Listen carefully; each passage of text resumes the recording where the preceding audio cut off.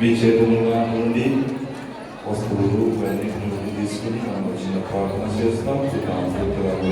నామమున తండ్రి, ఈ వీళ్ళ చేతులు ఉన్నటువంటి వస్తువులు, నీరు, బోయిలు అన్నింటిని కూడా దీవించి ప్రార్థన చేసినప్పుడు ఎంతో బాధలు సహనం కలిగి ఇక్కడికి వచ్చినప్పుడు ప్రజలని దీవించినప్పుడు ప్రభావ వారి యొక్క ప్రార్థనలన్నింటినీ కూడా ఆదరించి వారికి తగిన ప్రతిఫలం ఇచ్చి వారిని దీవించినప్పుడు పరిశుద్ధంగా వారిని మార్చినప్పుడు ప్రభుని యొక్క ఇష్టమనుసరి బిడ్డలాగా జీవించడానికి శక్తిని ఈ బిడ్డలందరూ కూడా దయచేయమని అన్నాదని యేసుక్రీస్తు ద్వారా అడిగి వేడుకుంటున్నాము తండ్రి.